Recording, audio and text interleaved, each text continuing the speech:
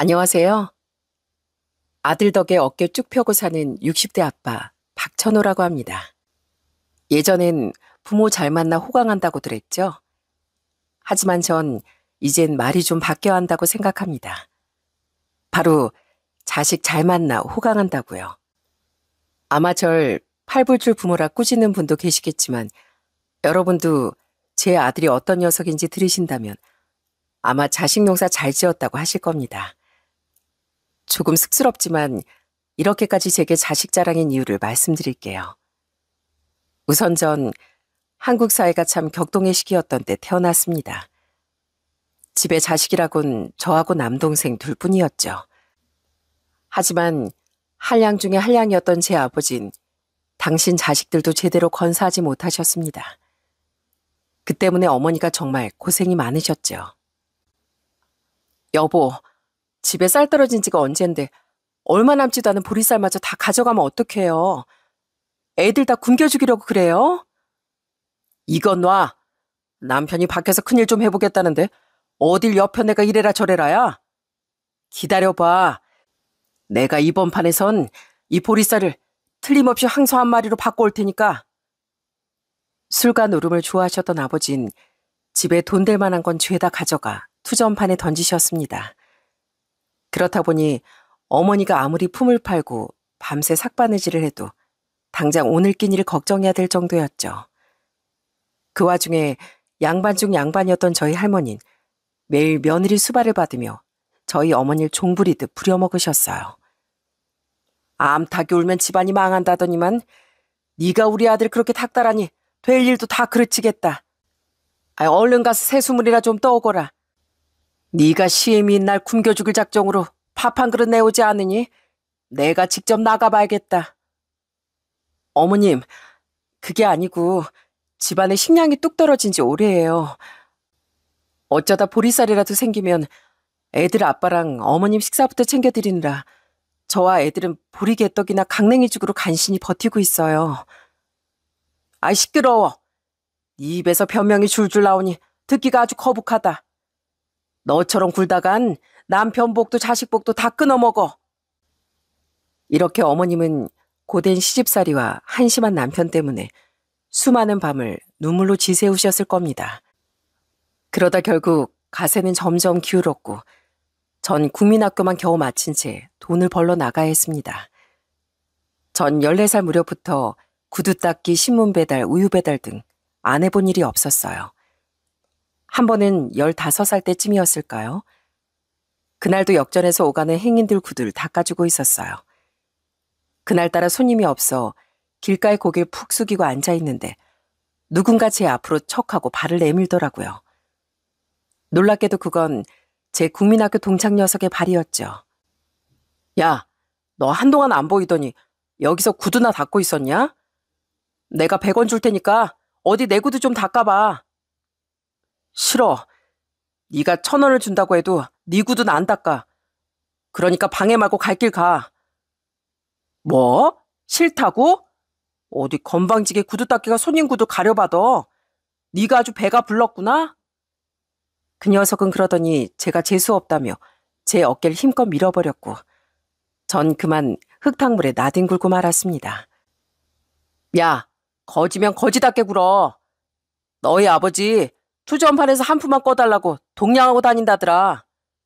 학교도 못 다니고 하도 불쌍해 보여서 적선해 주려고 했더니 분수도 모르고 나대.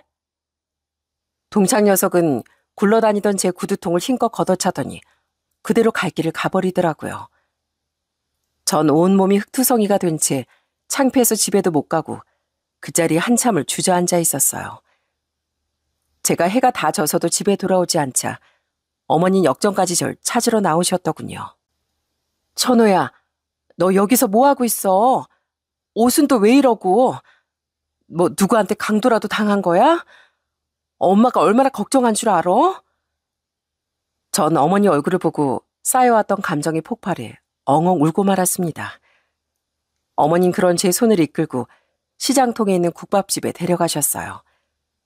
그리고는 장터국밥 한 그릇을 시키셨습니다.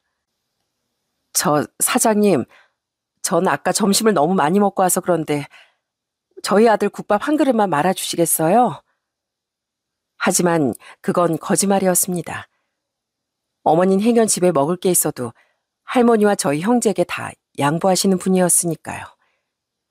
어머닌 제 수저에 깍두기며 밑반찬을 올려주시며 따뜻하게 말씀해 주셨어요. 천호야, 세상 사람들이 아무리 못 배웠다고 무시해도 절대 기죽지 말어. 배움이라는 게 어디 학교에만 있겠니? 네가 앞으로 어딜 가든 어떤 일을 하든 마음만 바르게 먹으면 충분히 잘 살 수 있어. 전 그날 어머님의 말씀을 평생의 교훈으로 삼으며 살았습니다. 비록 어머니는 제가 장가가는 것도 못 보고 환갑도 되지 않은 나이에 지병으로 세상을 떠나셨지만 어머니가 계시지 않았더라면 제가 그 힘든 세월을 어떻게 헤쳐나갈 수 있었겠어요? 언젠가 제가 뱃일을 하던 시절이 있었는데 달리 도망갈 곳도 없는 망망대해에서 같은 선원들에게 무지하게 괴롭힘을 당하던 때가 있었답니다. 야, 이 무식한 놈아. 너 뭐 믿고 그렇게 고개 뻣뻣하게 들고 다녀? 너 진짜 상어 밥이라도 되고 싶은 거야? 이러지 마세요. 같은 벤이라는 놈들끼리 누가 더 잘나는지 따질 일 있어? 그 시간에 그물이라도 하나 더 손질하시죠. 이러고 있다 선장님 하시면 노발대발 하실 텐데. 선원들은 아무리 괴롭혀도 기죽지 않는 절 별종 취급하며 제 근처엔 얼씬도 하지 말라고 아예 투명인간 취급을 했습니다. 전 몇 날 며칠 동안 배에서 조업하다가 육지로 들어오면 아무도 만나지 않고 다음 배가 출항하기 전까지 혼자 집에 틀어박혀 있곤 했습니다. 그런절 세상으로 나오게 해준 게 바로 저희 아내예요. 선자야, 여기 얼음 떨어졌다. 얼른 얼음 채워. 네, 지금 가요. 아내는 항구 근처 수산시장에서 허드렛 일을 하며 생계를 이어가고 있었어요. 20대 중반 한창 좋을 나이에 아내의 손에 늘 생선 냄새가 배어 있었죠. 주변 상인들은 그런 아내에게 중매를 서주고 싶어 안달이었고요. 선자 나이가 벌써 25살이라면서 왜 아직 시집을 안 가? 좋은 신랑 만나야 지금처럼 고생을 안 하지. 에이, 먹고 사느라 바빠서 결혼을 꿈도 못 꿔요. 여자도 돈이 있어야 시집을 가죠. 아낸 그때마다 적당히 웃으며 말을 돌리는 것 같더라고요. 나중에 사정을 알고 보니 아내도 저처럼 힘없고 가난한 집에 태어나 힘들게 사는 중이었습니다. 전 그런 아내가 짠해 보이기도 했고 어떤 동질감이 느껴졌어요. 그렇지만 저 같은 놈을 아내가 좋아할 리 없다는 생각에 늘 전 먼 발치에서 지켜만 보고 있었고요. 그러다 우연히 시장 근처 국밥집에서 밥을 먹다 역시나 혼자 밥을 먹으러 온 아내와 마주치게 되었어요. 뜻밖의 아내는 먼저 아는 척을 하며 살갑게 인사를 건네더라고요. 그 옆집 선장님 배 타시는 분이죠? 혼자 식사하러 오셨나 봐요. 네, 선자 씨도 혼자 식사하러 오셨나 봐요. 혹시 괜찮으시면 같이 드실래요? 혼자 저녁 먹기도 적적한데. 전 그렇게 우연히 아내와 저녁을 함께하게 되었고 그 이후로도 몇 번이나 우연히 마주쳐 여러 번 대화를 나누게 됐습니다. 천호 씨 혹시 영화관 가보신 적 있으세요? 전 한 번도 못 가봤는데 옆에서 영화도 한 번 못 본 촌뜨기라고 하도 놀리는 거 있죠? 저도 딱 한 번 본 적이 있어요. 선자지 괜찮으면 같이 보러 가시죠. 어머, 좋아요. 영화 구경이라니 천호 씨 덕분에 좋은 구경 다 하겠네요. 그로부터 며칠 뒤 전 난생 처음으로 멋을 잔뜩 부리고 아내와 영화관 데이트를 즐겼습니다. 그리고 그날부터 서로 마음이 통해 연인 사이로 발전하게 되었죠. 아내와 전 서로의 아픈 상처를 누구보다 잘 이해했습니다. 가난의 고통, 주변의 멸시, 이루지 못해 못내 서러웠던 꿈을 털어놓으며 서로의 지친 마음을 다독였답니다. 아내와 만난 지 1년쯤 되던 어느 날 밤, 전 진심을 다해 고백을 했습니다. 우리 남들보다 조금 배고프게 살더라도 마음만은 부자로 살자. 선자 너와 함께라면 난 그렇게 살 수 있을 것 같아. 우리 같이 살자. 너와 내가 함께라면 세상에 무서울 게 뭐가 있겠어. 아내는 서툰 저의 고백에도 불구하고 든든하게 제 손을 잡아주더라고요. 그렇게 저흰 결혼식도 올리지 못하고 단칸방 하나를 구해 신혼살림을 시작했습니다. 비가 오면 어김없이 비가 새고 추위와 더위가 온전히 느껴지는 낡은 집이었지만 다시 생각해도 그 집에 살던 때만큼 행복하던 적이 없었네요. 그렇게 살다 건강한 아들도 낳았고요. 아이를 낳고 난 후 저희 부부는 전보다 훨씬 더 열심히 살았습니다. 연탄 뗄 돈이 없어 세 식구가 부둥켜 안고 자야 했던 그 밤마저 참 행복했네요.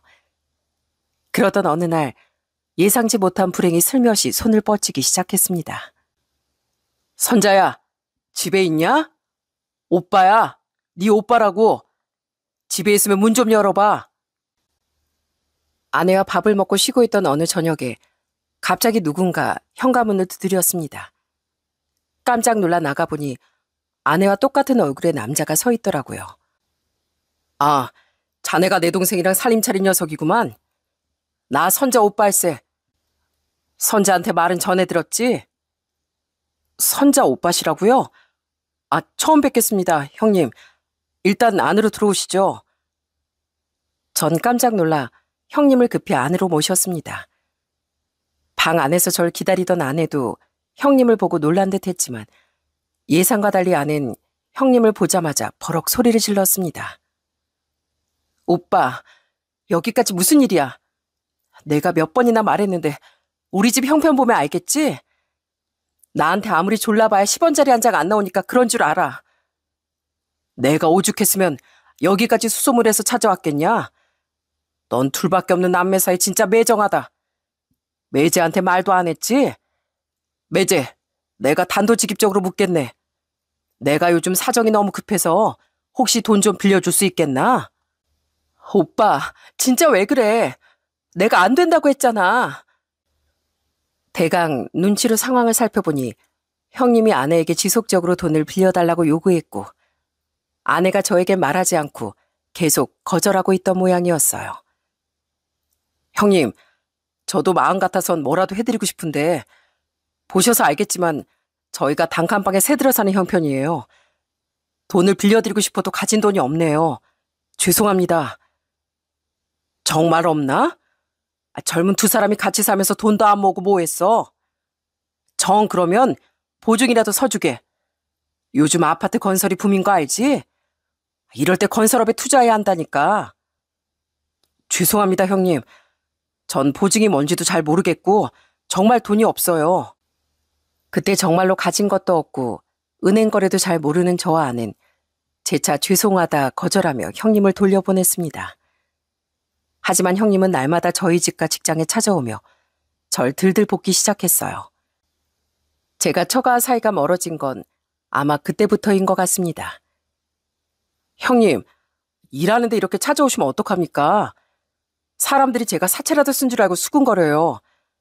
제가 보증이 뭔지도 잘 모른다고 말씀드렸잖아요. 자네가 자세히 알 것도 없다니까. 그냥 내가 주는 서류에 사인만 해. 그럼 간단히 끝나는 건데 왜 이렇게 사람 피를 말리나? 이렇게 절 괴롭히는 건 형님뿐만이 아니었습니다. 당시 지방에 사시던 장인 장모님께서도 수시로 연락이 와 절 괴롭게 했어요. 박서방, 선자가 자네한테 연락하지 말라고 했는데 내가 자네한테 너무 서운해서 도저히 가만히 있을 수가 없었네. 아니 우리 큰아들이 설마 여동생네 돈을 떼먹겠어? 그거 서명 몇 번 하면 끝이라는데 가족끼리 정말 이럴 건가? 아내도 최선을 다해 막아줬지만 처가 식구들의 요구는 끊임이 없었습니다. 전 결국 그게 뭔지도 모르고 형님이 가져오신 종이 몇 장에 사인을 해주었어요. 제가 보증을 서자마자 매일같이 절 괴롭히던 형님도 발길이 뜸해지셨고 그땐 이럴 거면 진작 해줄 걸 싶기도 하더라고요. 하지만 그로부터 몇 달 뒤 절 기다리고 있던 건 눈덩이만큼 불어난 빚뿐이었습니다. 은행에서 날마다 저에게 독촉장을 보내왔고 급기야 작은 단칸방에 압류딱지가 붙기 직전이었어요. 저와 아내는 은행으로 달려가 울며 불며 사정했습니다. 저기요, 은행원 선생님, 제 말 좀 들어보세요. 전 아내 오빠분이 금방 갚을 거라고 해서 사인 몇 개 한 거밖에 없어요. 그런데 이렇게 큰 돈을 제가 다 갚으라고요? 선생님, 그렇게 신중하게 연대보증을 섰어야죠. 대출금은 현재 연체 상태고 법적으로 보증인에게 변제 책임이 넘어가 있어요. 빠른 시일 내에 상환계획을 제출하지 않으면 가압류나 경매 절차 진행할 수밖에 없고요. 은행에선 아무리 말해봐야 얘기를 들어주지 않았고 결국 마지막 남은 방법으로 처가에 연락을 드렸습니다. 하지만 처가 식구들에게 돌아온 답변은 정말 경악스럽기만 했습니다. 자네 정말 가족끼리 왜 이러나? 남자가 사업하다 보면 빚도 좀 질 수 있고 상황이 안 좋아질 수도 있는 거지. 이렇게 빚쟁이처럼 굴 거면 애초에 보증을 서주질 말든가. 장모님, 이제 와서 그게 무슨 말씀이세요? 보증 안 서주면 가족도 아니라고 말씀하신 게 바로 장모님이시잖아요. 저 지금 전 재산 다 날리게 생겼다고요. 그게 어떤 돈인 줄 아세요? 저 목숨 걸고 원양어선까지 타고 번 돈이에요. 집사람도 수산시장에서 생선 내장 손질해가면서 힘들게 번 돈이라고요. 아이고, 세상에 쉽게 버는 돈이 어디 있어? 다들 고생하면서 버는 거지. 아무튼 조금만 기다려보게. 우리 아들도 다 생각이 있겠지. 그때 제가 느낀 막막함은 맨몸으로 벼랑 끝으로 내몰리는 심정이었습니다. 그 돈이 어떻게 모은 돈인데요. 그리고 저희 아들 그때 겨우 9살이었거든요. 전 그때 스트레스가 극에 달했고 생전 말싸움 한 번 한 적이 없던 아내와도 날마다 큰 싸움을 했습니다. 당신 오빠 어디 있는 줄 알지? 내가 그 돈 전부 달라는 소리는 안 할 테니까 제발 형님 어디 계신지만 알려줘. 우리 이러다 전 재산 다 날리고 길거리에 나앉는다고. 여보, 진짜 미안해. 근데 나도 오빠가 어디 있는 줄 몰라. 이제 친정 부모님도 내 전화를 안 받으셔. 정말 미안해. 나도 죽을 힘을 다해 오빠를 찾아보고 있어. 그놈의 미안하다는 소리 좀 그만해. 미안하다고만 하면 끝이야? 앞으로 우리 앤 무슨 돈으로 먹이고 입히고 학교 보낼 건데 내가 내 자식만큼은 무식하다는 소리 안 듣게 하려고 얼마나 악착같이 돈을 모았는데 그걸 한순간에 날려. 사실 아내에게 아무 잘못이 없다는 걸 알고 있었습니다. 하지만 그렇게라도 화내지 않으면 속이 뻥 터져버릴 것 같았어요. 저희는 결국 형님을 찾지 못했고 그동안 모은 모든 재산, 알량한 집 보증금마저 은행에 압류당하고 말았습니다. 38년간 꿈꿔오던 제 모든 것이 한순간에 무너지는 순간이었죠. 저희는 주변 상인들에게 어렵사리 부탁을 드려 다시 사글세 방을 구했습니다. 화장실도 없는 학고방이었죠. 그때 다음해면 초등학교 3학년에 올라가야 했던 저희 아들은 다 무너져가는 집이 창피하다고 매일같이 울었죠. 그런 아들을 보며 저도 속으로 참 많이 울었습니다. 여보, 지금이라도 솔직하게 말해주면 안 돼? 어차피 모든 재산 다 뺏긴 거 형님한테 독촉은 안 할게. 그냥 형님이 잘 살아계셨는지만 알고 싶어. 미안해. 나 진짜로 몰라, 여보. 나도 정말 알고 싶어. 다 내 잘못이야. 내가 무슨 수가 있어도 말렸어야 했는데. 그쯤 되자 전 아내 역시 처가 식구들과 한통속이라고 생각했어요. 아내가 아무리 제 앞에서 미안하다고 무릎을 꿇고 빌어도 분노와 실망은 전혀 가라앉지 않았습니다. 그렇게 이만 부득부득 깔며 지내던 중 지인이 형님을 부산에서 봤다는 소리를 듣게 되었어요. 전 그 즉시 형님이 계시다는 부산으로 달려갔습니다. 부산으로 가면서도 형님이 저처럼 괴로워하고 있겠지, 밥도 못 드시고 계시겠지, 그렇게 생각했죠. 하지만 부산에서 만난 형님은 너무나 멀쩡해 보이더라고요. 형님은 특히 절 보고도 크게 놀라지도 않고 마냥 귀찮다는 표정이었습니다. 내가 여기 있다는 거 어떻게 알고 왔어? 정말 자네도 집요하네 그래. 나 털어봐도 가진 돈 아무것도 없어. 빈털털이라고. 그러게 누가 보증을 함부로 서주랬나? 자네 국졸이라고 했지? 그러게 학교에서 배운 게 없으면 이래서 안 된다니까. 전 형님 말을 듣고 더는 분노를 참지 못하고 앞에 있던 테이블을 내려쳤습니다. 제가 눈에 핏대가 선 채로 살벌한 기세로 노려보니 형님은 그제야 변명을 하더라고요. 자네 진정 좀 하게. 어디 무서워서 살겠나? 내가 앞으로 차차 갚을 테니까 당분간만 고생해. 그럼 난 바빠서 이만. 형님은 그대로 주랭랑을 치고 말았습니다.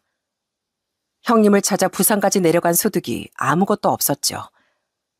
그렇게 힘없이 집으로 들어오니 아내가 동네 입구에서 나와 절 기다리고 있더라고요. 아내는 터덜터덜 걸어오는 절 보더니 눈물을 흘리며 제 앞에 무릎을 꿇었어요. 내가 이렇게 빌게. 용서가 안 되겠지만 나라도 이렇게 사과할게. 미안해, 여보. 늘 미안하다는 말뿐이라서 미안해. 오빠가 빌린 돈은 내가 갚을게. 전 그런 아내 앞에 무릎을 꿇었습니다. 그리고 아주 담담하게 말했죠.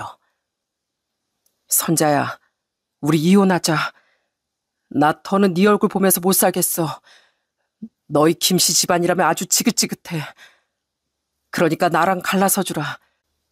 나 미안하단 소리는 안 한다. 여보, 제발 나 당신 없이 못 살아. 난 이제 당신하고 못 살아. 그러니 그만하자. 전 그렇게 길바닥에 주저앉아 우는 아내를 뒤로하고 집을 나와버렸습니다. 그때 저희 아들이 10살이었네요.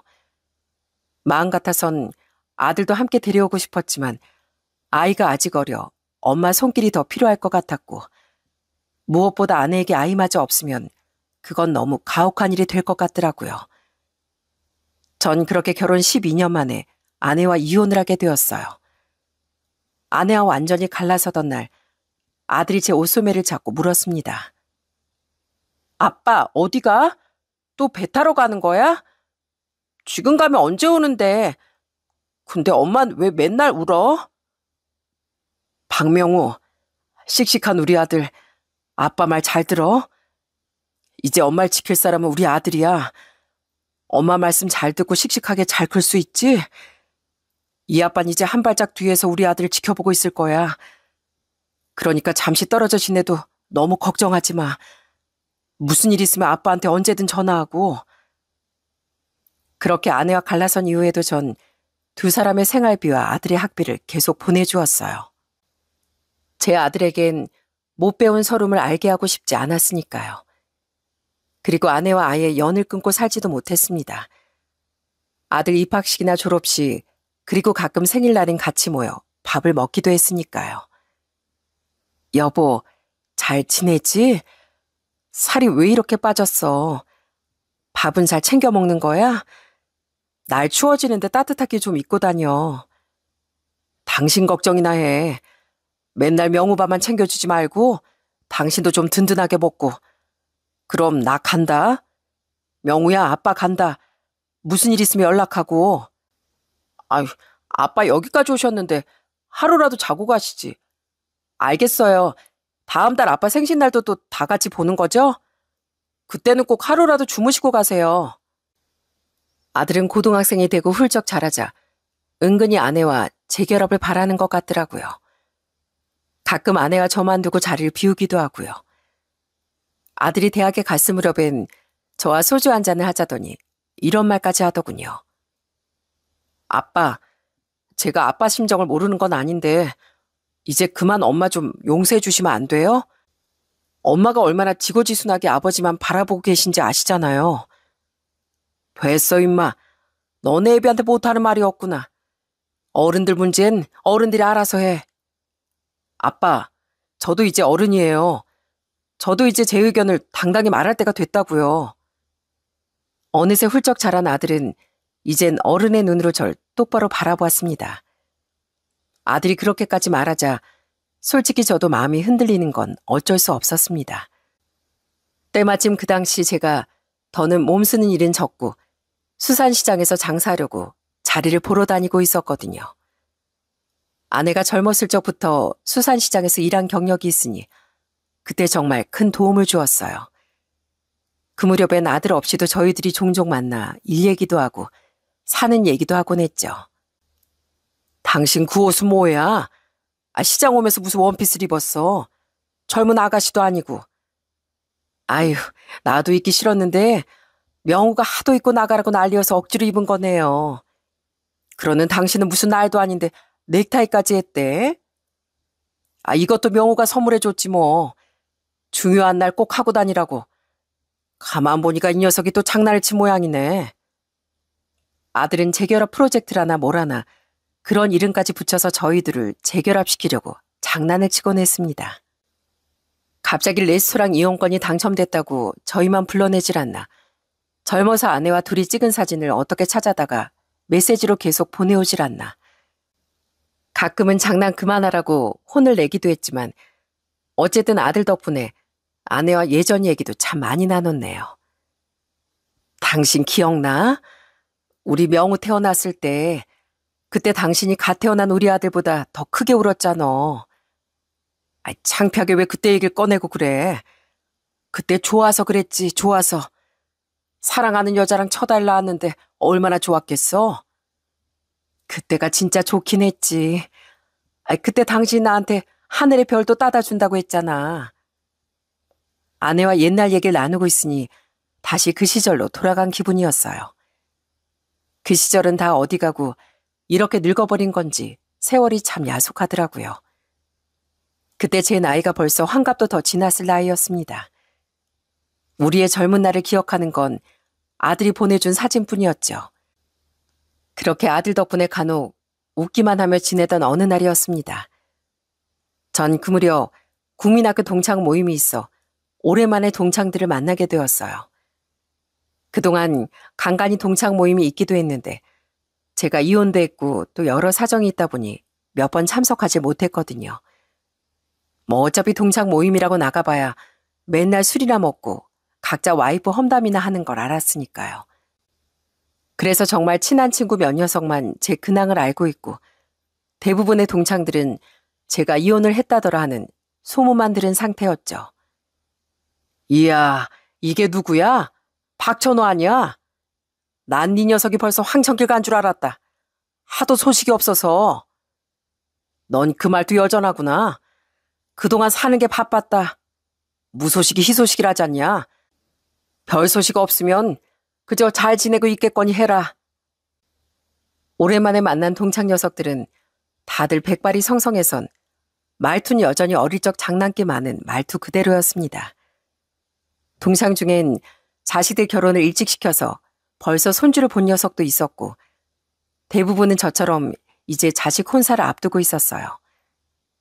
저희들은 사적으로 왕래가 뜸해도 동창들 아들, 딸이 결혼한다고 하면 웬만하면 참석하곤 했어요.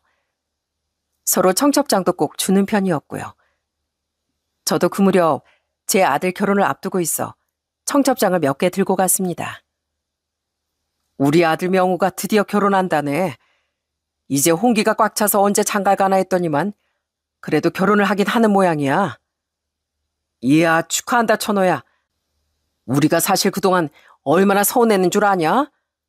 너 이혼한 것도 너랑 붙어 다니는 몇 녀석만 알고 우리한테 왜 말도 안 했어?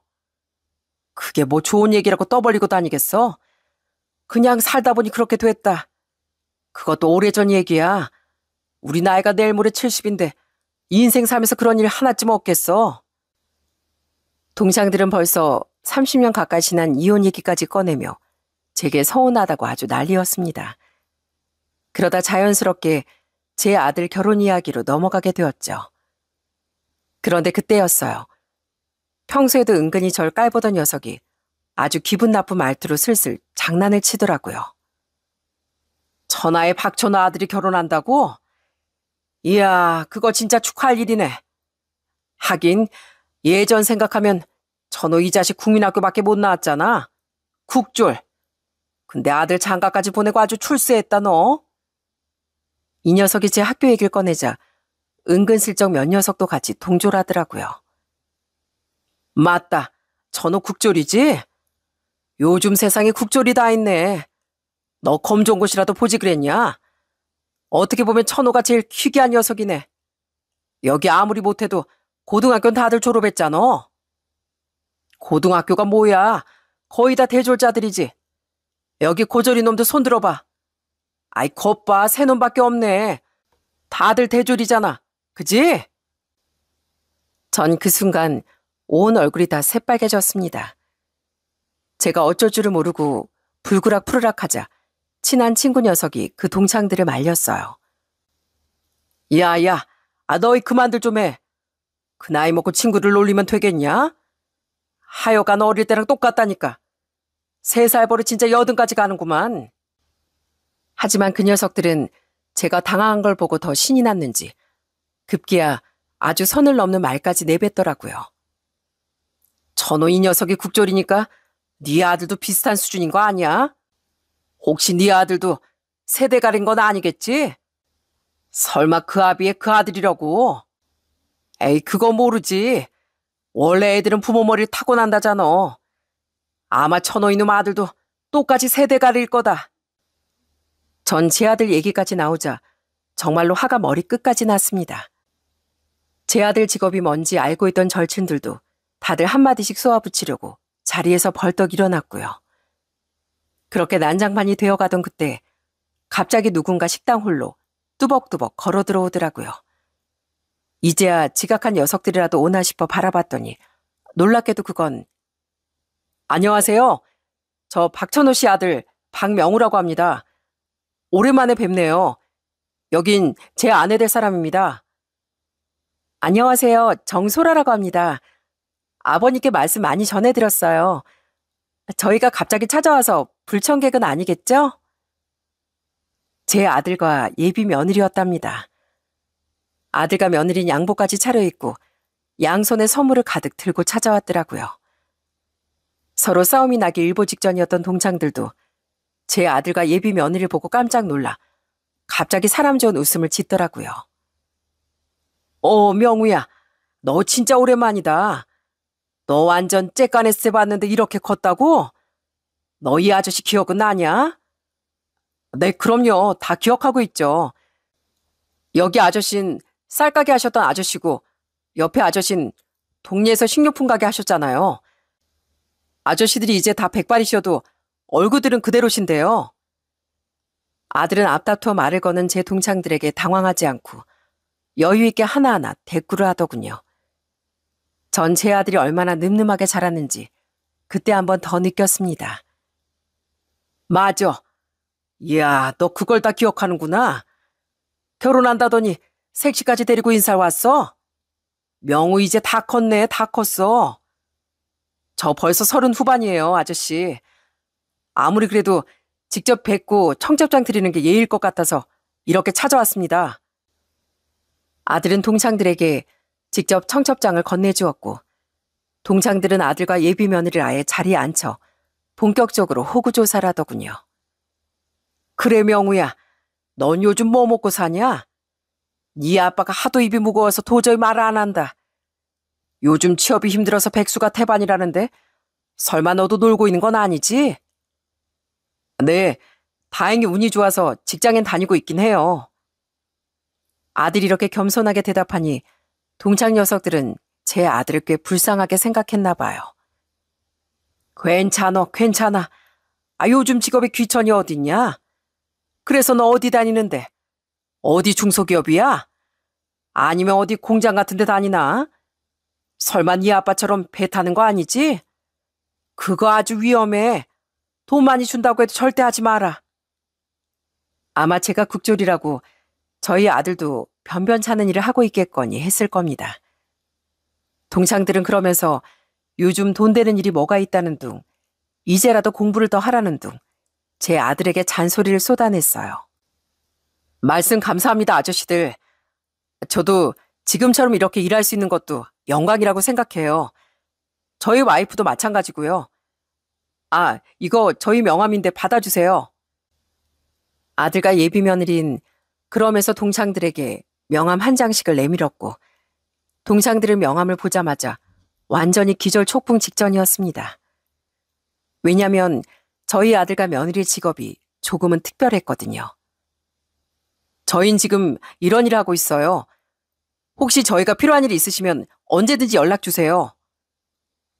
뭐야, 이 명함 정말 네 거 맞아?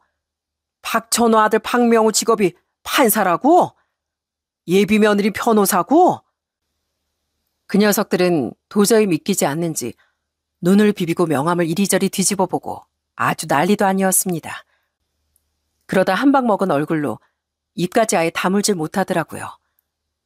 제 아들 직업을 이미 알고 있던 절친들은 이때다 싶어 그 동창 녀석들을 비웃어 주었습니다. 그러게 누가 알지도 못하고 까불래? 너희 아까 천우한테 뭐라고 했어? 어디 판사님 변호사님 앞에서 다시 말해봐. 아니 그게 내가 믿기지가 않아서 그렇지. 어떻게 아들을 판사로 키우고 변호사 며느리 맞았대? 국조리 녀석이. 아저씨, 제가 감히 말씀드리는데 저희 아버지 학력이 어떠시든 제가 이 자리까지 올라올 수 있었던 건 다 아버지 덕분입니다. 저희 부모님이 비록 떨어져 계시지만 아버지가 제 등록금이나 생활비 물론이고 제 로스쿨 학비 또 변호사 시험 준비할 때 비용까지 모두 아버지가 책임져 주셨는데요. 아버지 덕분에 전 편하게 공부만 할 수 있었어요. 그러니 제가 이렇게 판사가 된 것도 다 저희 아버지 덕분이겠죠. 아들이 이렇게 당차게 말하자 동창들은 모두 꿀먹은 벙어리가 돼서 눈알만 대굴대굴 굴리다 갑자기 축하한다며 박수를 치기 시작했습니다. 이야, 그래. 너희 아버지 정말 대단하다. 대단해. 기어 이렇게 판사 아들 키워내는구나. 천호 너 정말 성공했어. 우리 중에 네가 제일 성공했어. 변호사 며느리 또 어떻고 장가까지 아주 잘 보내는구나. 다들 박수 쳐. 박수. 언제 자식 농사 이렇게 잘 지었대? 어디 내가 잘한 게 있겠냐? 우리 아들 며느리가 잘난 탓이지. 그건 그렇고 윤식이 네 아들은 뭐하냐? 천호야, 묻지 마라. 윤식이 큰아들 지금 직장 잘리고 백수란다. 백수. 지금 아주 아들 뒷바라지 하느라 허리가 휜댄다. 절친 녀석이 이렇게 얘기하자 아까까지 저보고 세대가리라고 놀리던 윤식이 녀석 얼굴이 아주 새빨갛게 달아올랐습니다. 저는 조금 신이 나서 다른 동창 녀석에게도 물었어요. 윤식이 아들이 그렇게 됐어? 아휴, 어쩜 좋냐. 그럼 진철이 네 딸은 뭐하고? 큰딸 공부 잘한다고 그렇게 자랑했잖아. 아, 우리 딸? 우리 딸 작은 식당에. 근데 뭐 요즘 자영업자들 수익이 다 뻔하지 뭐. 그냥 월세만 까먹고 있다. 진철이 녀석도 자식 얘기라며 입을 다물었고 시끌벅적하던 식당이 금세 조용해졌습니다. 아, 진철이 아저씨네 따님 기억해요. 아마 저보다 누님이셨죠? 제가 그러면 언제 한번 식당 찾아갈게요. 주소 알려주세요. 그럴래? 판사님 변호사님 오신다고 하면 우리 딸이 아주 좋아할 거다. 어색해진 분위기는 제 아들 녀석의 넉살로 다시 활기를 되찾았네요. 그 후로도 동창들은 절 흘끔 보며 야, 천호 너 진짜 대단하다. 어떻게 저런 아들을 뒀어? 비법이 뭐냐 대체? 하며 감탄을 아끼지 않더라고요. 비법이 뭐 있겠냐? 너희들 반성이나 해라. 아까 나 국졸이라고 무시했지? 너희도 마음을 곱게 써야 자식들이 복 받는 거야. 나 참, 판사 아버지, 변호사 시아버지가 그렇게 얘기하니까 할 말이 없다, 할 말이. 자, 술이나 한잔하자. 축하한다, 박천호. 전 그날 아들과 예비 며느리가 그렇게 자랑스러울 수가 없었습니다. 애들 직업도 직업이지만 이 예비가 곤란한 순간에 나타나 구해줄 만큼 멋진 어른이 되었다는 거니까요. 그동안 제 아들이 판사가 된 걸 어디 가서 얘기하지 않은 건 조금 쑥스럽기도 했지만 그게 다 제 도움보단 아들이 스스로 노력해서 얻은 결과인 걸 알아서였습니다. 아들은 법대를 졸업하고 로스쿨에 입학했는데 로스쿨은 입학부터가 장난이 아니더군요. 전 잘 모르지만 무슨 입학시험도 몇 번이나 있는 것 같고 준비해야 할 것도 많고요. 입학하고 나서도 공부해야 하는 양이 어마어마해 보였습니다. 그렇게 힘들게 입학할 로스쿨을 졸업하는 것도 쉬운 일이 아니었고요. 아들은 변호사 시험에 합격한 후 재판 연구원으로 한참을 일하다 30 후반의 판사로 임용될 수 있었습니다. 제 며느리도 비슷한 과정을 거쳐 변호사가 되었고요. 둘이 처음 결혼하고 싶다고 인사 왔을 때 얼마나 예뻐 보인 줄 아시나요? 아버지, 어머니, 소란제 대학교 후배예요. 저 변호사 시험 볼 때 옆에서 도움도 많이 주고 언제나 절 많이 응원해주는 사람이고요. 그래서 저 소라랑 결혼하고 싶습니다. 아니에요, 아버님, 어머님. 오히려 저 변호사 준비할 때 제일 큰 도움을 준 게 바로 오빠예요. 오빠 이렇게 훌륭하게 키워주셔서 정말 감사드립니다. 뭐? 그래, 그렇게 말해주니 고맙구나. 너희 둘 다 똑똑한 녀석들이니 부부끼리 정답게 잘 살 거라고 믿는다. 상견례 자리에서 처음 본 사돈 어르신들도 아주 기품 있는 분들이셨고 정말 화기애애한 분위기 속에 아들을 장가 보낼 수 있었습니다. 이런 아들 며느리다 보니 제가 굳이 자랑하지 않아도 분에 넘치게 좋은 녀석들인 게 티가 났죠. 제 아들은 동창회가 끝날 때까지 제 동창들을 친삼촌 모시듯이 잘 모셨어요. 그럼 저흰 아버지 모시고 먼저 들어가 보겠습니다. 아저씨도 혹시 저희 도움 필요하시면 언제든지 그 명함으로 연락 주세요. 제가 부족하지만 도울 수 있는 건 다 도울게요. 명우가 아주 성격까지 좋네. 그래, 고맙다. 네 아버지 잘 모시고 들어가고. 그렇게 다들 집에 가는 길에 저희 며느린 손수 준비한 전통주 선물을 동창들 손에 하나하나 다 들려보냈습니다. 포장도 얼마나 예쁘게 했는지 모릅니다. 그날 집으로 돌아가며 명우가 제 아들이라는 게 정말 뿌듯하더라고요. 판사가 되기까지 고생도 많았을 텐데 한 번도 이혼하고 떠난 아빠를 원망하지도 않고 이렇게 잘 자라주어서 고마웠습니다. 제 아들이긴 하지만 이쯤 되면 저희 아들 참 잘 키웠다고 말해도 되겠죠? 그로부터 얼마 뒤 모두의 축복 속에 제 아들 며느리 결혼식은 아주 성대하게 치러졌습니다. 동창들도 빠짐없이 모두 참석해 축하해 주었고요. 전 아내와 나란히 혼주석에 앉았죠. 그것도 처음엔 약간 망설였는데 아들 며느리가 어찌나 성화였는지 모릅니다. 아버지, 이제 어머니랑 다시 합치실 때 됐어요. 제 결혼 끝나면 두 분 곧장 화해하시는 겁니다. 네? 아버지, 아유 어머니, 이렇게 며느리도 보고 있잖아요. 그래요, 아버님, 어머님. 두 분 사이 좋으신 거 다 아는데 왜 떨어져 지내세요? 하나뿐인 외아들 장가가고 적적해 하지 마시고 이젠 두 분이 좀 알콩달콩 지내셨으면 좋겠어요. 애들은 쑥스럽게 무슨 그런 말을 한다니. 아내는 몹시 쑥스러워했지만 아들 결혼식을 가만 지켜보니 이제와 지난 일들에 화를 내봐야 무슨 소용인가 싶더라고요. 전 그래서 아들이 행진하는 걸 바라보다가 슬그머니 아내 손을 잡았죠. 무려 28년 만에 잡아보는 아내의 손이었습니다. 에구머니나, 이 사람이 왜 이래? 누가 보면 어떡하려고? 누가 보면 어때? 부부가 손잡는 게 이상해? 당신 손은 여전히 따뜻하구려. 저희 부부는 결국 아들의 결혼식이 끝나고 1년 뒤 다시 재결합을 하게 됐습니다. 그때 제 나이가 70에 가까웠죠. 비록 오랜 시간 떨어져 있었지만 이제라도 아내와 행복한 황혼을 보내려고 합니다. 저희 부부의 재결합 소식을 듣고 가장 좋아한 건 당연히 아들 며느리였어요. 아들 내외는 아예 한술 더 떠서 이참에 결혼식까지 올리자고 성하였습니다. 땡! 이 나이에 무슨 결혼식을 올려? 남들이 보면 욕해. 사돈 어르신들 보기에도 민망스럽고 그냥 우리 이렇게 조용히 살련다. 하여간 아버지도 진짜 무뚝뚝하세요. 아니 어머니 드레스도 못 입어보셨다면서요. 저희가 다 준비할 테니까 두 분은 그냥 저희 믿고 따라만 와주세요. 전 설마 애들이 진짜 결혼식을 준비하려나 반신반의했습니다. 그런데 믿고 맡겨놨더니 진짜로 지들 결혼식 하듯 식장, 드레스, 청첩장까지 준비해뒀더라고요. 아이고, 남사스럽게 이 나이 이걸 어떻게 해? 아유, 난 못한다. 왜요, 어머님? 어머님 날씬하셔서 드레스 입으시면 너무 예쁘실 것 같은데요. 저랑 드레스 투어 가요, 어머님. 그러더니 며느리는 아내를 데리고 드레스 투어까지 다니기 시작했습니다. 아내도 처음엔 민망스럽다 하더니 드레스를 입은 게 꽤 재밌었나 봐요. 저녁마다 저에게 드레스가 얼마나 예뻤는지 막 자랑을 하더라고요. 그럼 당연히 예쁘겠지. 누가 입은 드레스인데 안 예쁘겠어? 거적대기를 걸쳐도 예쁘지 아마. 어머, 이 사람이 뭘 잘못 먹었나?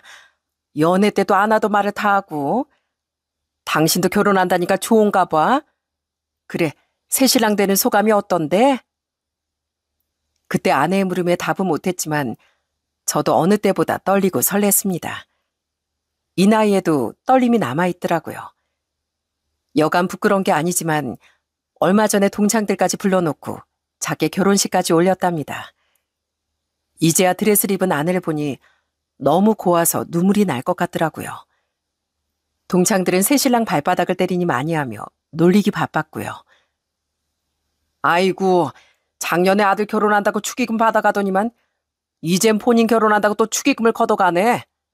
박천호 아주 부자 돼서 잘 살아라.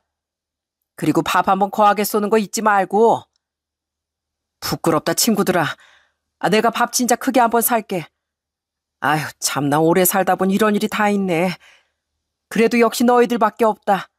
와줘서 고맙다. 그렇게 뒤늦은 결혼식을 올리고 지금 전 젊었을 적 아내에게 못해줬던 걸 다 해주고 싶어 무척 노력하고 있답니다. 그리고 아내와 살림을 합치자마자 저희가 제일 먼저 한 일이 있어요. 그건 바로 처가 식구들을 찾아뵙는 거였습니다. 물론 아내와 제가 이혼한 이유기도 했지만 벌써 30년 세월이 지났지만 이젠 그 묵은 원한을 털어내야 할 차례였습니다. 여보, 내가 그동안 한 번도 묻질 못했는데 그래 장인 장모님은 어떻게 지내셔? 형님은 또 어떠시고? 사실 나도 당신이 힘들어할까봐 말하지 못한 게 있어. 우리 오빠 이미 15년 전에 세상을 떠났어. 젊었을 적에 사업한다고 이 사람 저 사람한테 원한을 많이 사더니 정작 오빠가 아플 때 아무도 돌봐주지 않아서 혼자 지내다 쓸쓸하게 갔대. 아버지도 노안으로 세상을 떠나셨고 다행히 엄마는 아직 건강히 계셔. 아휴, 내가 너무 늦었어. 그래도 살아생전 형님을 뵙고 이제 마음 편히 가져도 된다고 말씀드렸어야 했는데 그래도 장모님이 아직 살아계신다니 다행이야. 얼른 찾아뵙고 인사드리고 싶어. 전 그날 이후 며칠이 지나지 않아 바로 장모님이 계시다는 요양병원으로 찾아갔습니다. 아내와 헤어질 때만 해도 정정하셨던 장모님이 벌써 90이 넘은 연세가 되셨더군요. 기운 없이 앉아 계시던 장모님은 절 보자마자 눈물을 흘리시며 달려나오셨습니다. 박서방 왔나? 이제야 왔어. 내가 미안하네. 내가 미안해. 그 긴 세월 동안 날 얼마나 원망했나 그래. 장모님, 30년 만에 사위 인사드립니다. 큰절 받으세요. 저 지난 원망은 다 잊었습니다. 이렇게 다시 날 찾아줘서 정말 고맙네. 내가 자네한테 사죄하지 않고 어떻게 눈을 감나 했어. 전 아주 오랜만에 장모님을 힘껏 안아드렸습니다. 그때야말로 정말 원망이라곤 단 한 줌도 남아있지 않았어요. 하늘에 계신 형님이 절 보고 계시다면 그곳에선 부디 남에게 미움받지 않고 잘 지내시길 바랄 뿐이네요.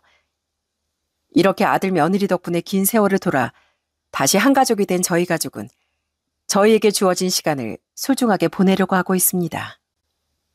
아내와 재혼하고 신혼여행으로 전국 일주 여행도 다녀왔답니다. 젊어서 못해본 여행 실컷 하자는 의미였죠. 가끔 장모님이 컨디션이 좋으신 날엔 함께 모시고 온천 여행도 가고 공기 맑다는 곳으로 아들이도 다니고 있고요. 젊은 날엔 하루하루가 전쟁 같았고 견뎌내야 하는 날들이 많았지만 지금은 사소한 일에도 감사하게만 느껴지네요. 무엇보다 마음이 편안해지니 세상이 달라 보이는 것 같습니다. 예전 같으면 사람들의 시선이나 편견이 두려워 움츠러들었을 텐데 이젠 오히려 누구보다 당당하게 지내고 있고요. 요즘 전 이런 생각을 합니다. 인생은 결국 남보다 빨리 달려가는 게 중요한 게 아니라 넘어지고 깨져도 다시 일어나 곁에 남은 사람들과 함께 걷는 게 전부라는 것을요. 그리고 지금 제 곁엔 그 모든 세월을 버텨준 아내가 있고 저를 화해하게 해준 아들과 며느리 그리고 여전히 곁을 지켜주시는 장모님이 있습니다. 이제 남은 생은 그분들을 위해 더 따뜻하고 좋은 사람이 되는 거 그것만이 제 마지막 소망이겠네요. 앞으로도 할 일이 참 많을 것 같습니다. 그럼 지금껏 제 긴 사연 들어주셔서 다시 한번 감사드립니다.